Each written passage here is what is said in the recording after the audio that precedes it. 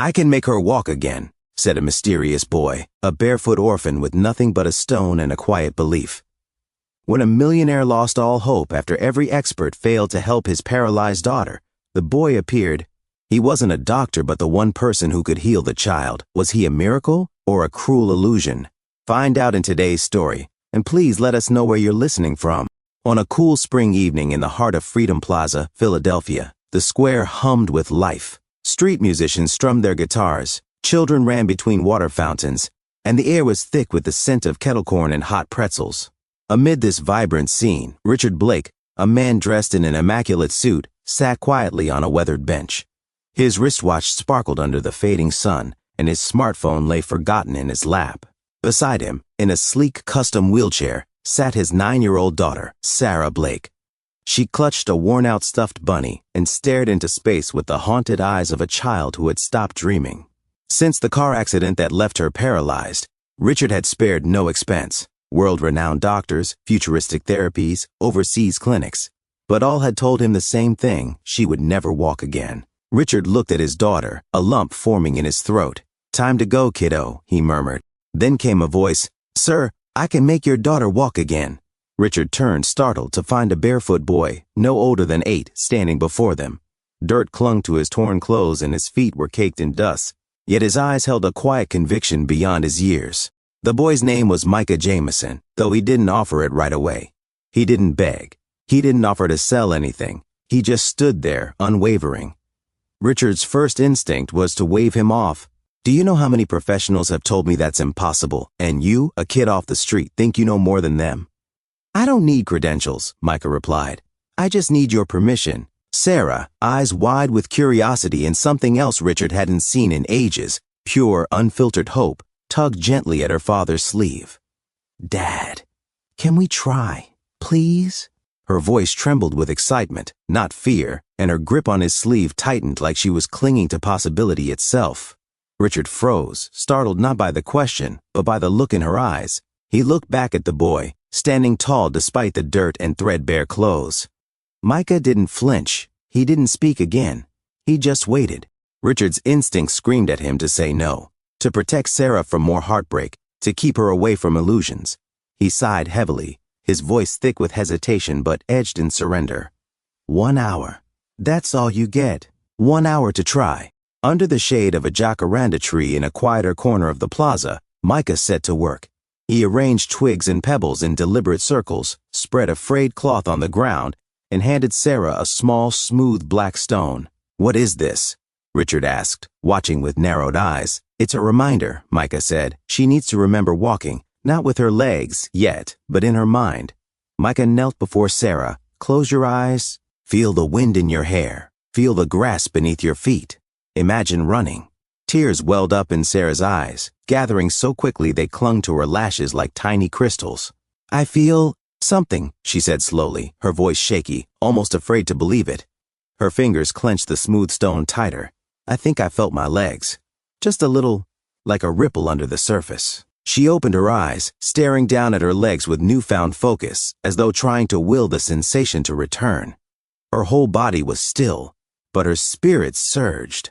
Richard's breath caught in his throat as he took an unconscious step forward, heart hammering against his ribs. He wanted to speak, to question, to rationalize, but the words wouldn't come. In that moment, there was only Sarah's voice, filled with wonder, and the possibility of a miracle beginning to unfold. That night, Richard couldn't sleep. Something about the boy nagged at him. Before dawn, he called in favors, requesting a background check on the mysterious child. What he discovered stopped him cold. Micah Jameson, real name Micah Arrieta, had been the lone survivor of a car crash 3 years earlier. The drunk driver, an employee of Blake Logistics. The settlement, silenced with money.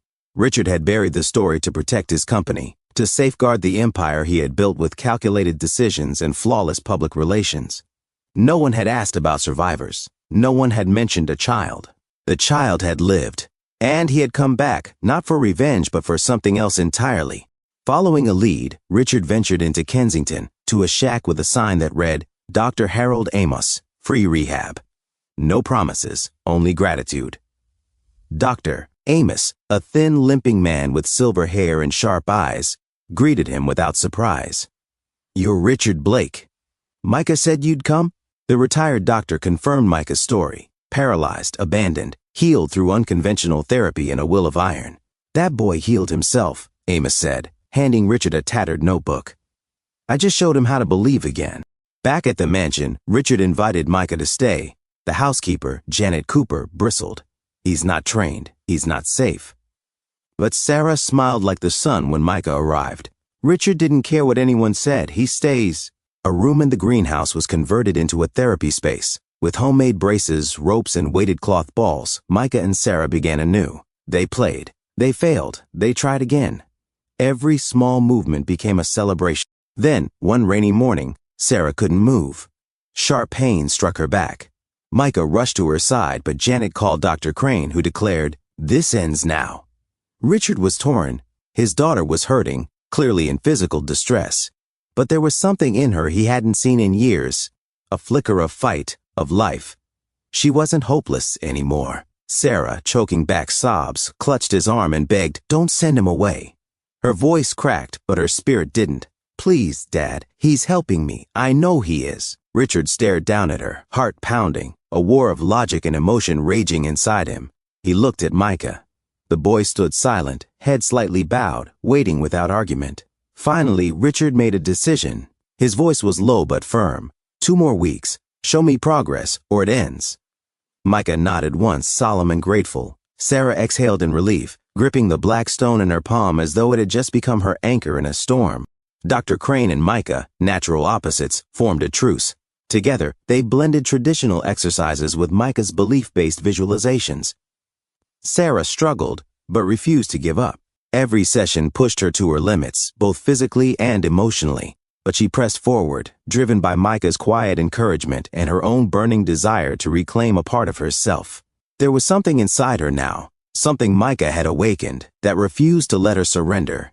And even when her body faltered, her spirit surged onward, determined to meet the challenge head on. Then it happened. One afternoon, with Richard and the entire household watching, Sarah stood, on her own, for 3 full seconds. Richard dropped to his knees, weeping. Dr. Crane said nothing, only removed his glasses in disbelief.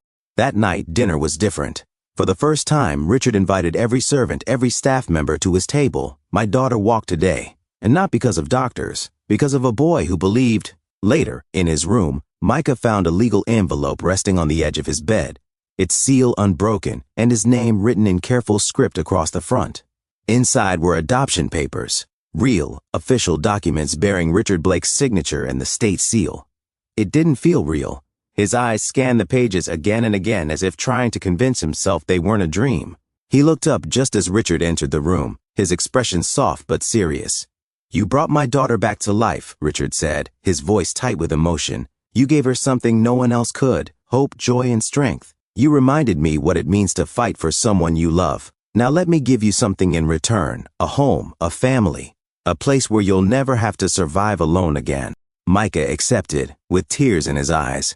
Sarah rushed to him and hugged him tightly, her arms wrapping around him not as someone grateful for a helper, but as someone welcoming family. It was the kind of embrace that didn't ask questions, didn't need permission. It simply said, "You belong here." Richard stood by the door, watching them with a fullness in his chest he hadn't felt since the day Sarah was born. For the first time, Richard felt like he had more than wealth. He had purpose, real, profound, and irreversible purpose. And Micah? He hadn't come to destroy Richard. He had come to save a part of himself. Because sometimes the miracle isn't walking again. It's believing you were never broken to begin with. What would you do if the person who saved your child was the one your past nearly destroyed? Do you think Richard told Micah about the past? Was it right of him to adopt the child? Please share your honest opinions in the comments down below, and thank you for listening to Storyline Narratives.